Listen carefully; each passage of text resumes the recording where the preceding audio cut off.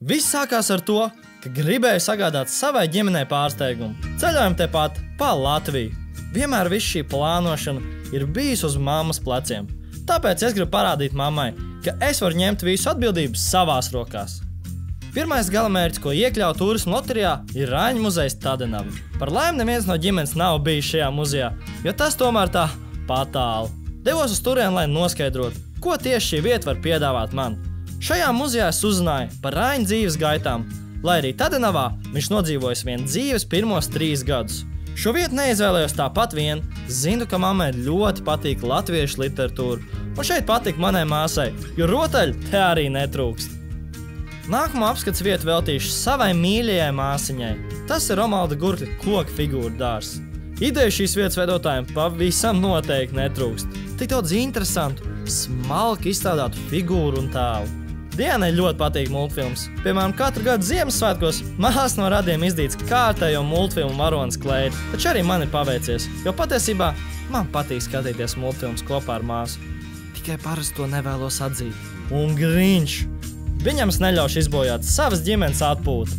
Mana nākamā izvēle loterijai ir Mazā mūža, kur valda īpaši svinīga sajūta. Visapkārt ir grezni tērpi, gan princesēm, gan prinčiem, maziem un lieliem. Man tik tiešām ietērpa 18. gadsimtā. Sajūtos kā īsts barona lielskungs savā mūžā.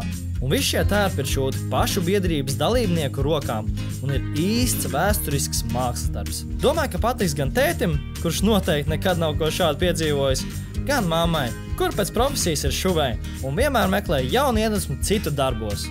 Mamma ir ne tikai literatūras, bet arī citādas kultūras atbalstītāja. Tāpēc Lielvircavas mūža viņai noteikti ietu pie sirds. Šķiet vēsture šeit ir iesaldēta, un viss paudzes gluži kā pirms 200 gadiem. Vecās koka trēpes, lielā ēdama istaba, skaistās servīzes un gaiteņi raisa omulīgu sajūtu. Un interesanti, katrai telpai piemīt izteikta simetrija, sava krāsu gama un noskaņa, tik daudz vēsturisku relikviju. Parasts mūžas apmeklējums pārvērš par veselu ekspedīciju. Kurš gan būtu domājis, ka Dobeles novadā atrodas vislielākā personīgā eksotisko dzīvnieku kolekcija Latvijā? Un tā pieder Egonam Tonem. Eksotisko dzīvnieku kopšana ir viņa lielākais hobijs. Brīdī, kad Egons sāka radīt savas čūskas, hameleons un iguanas, sajūtas bija ļoti negaidīts. It īpaši, ja uz kakla tiek uzlikta božņa audzēja čūska, spriediet paši, kā es jutos. Nevaru sagaidīt savu tēta reakciju. Šis ir viens no unikālākiem hobijiem, kādu esmu dzirdējis. Ozolaivas ģimene ir vēlējusies noīrēt jau sen, tāpēc tagad viņiem būs iemesls pamest lielo pilsētas burzmu un atpūsties pie dabas. Kas to lai zina? Varbūt vecāki vēlēsies izbaudīt romantisku laivu braucienu Bauskā, vai arī būdami laivā, vērot saulēktu Iecavā. Es sen nebiju juties tik tuvu dabai, vienkārši baudīju klusumu un mieru. Vēlos dot ģimenei tādas pašas emocijas.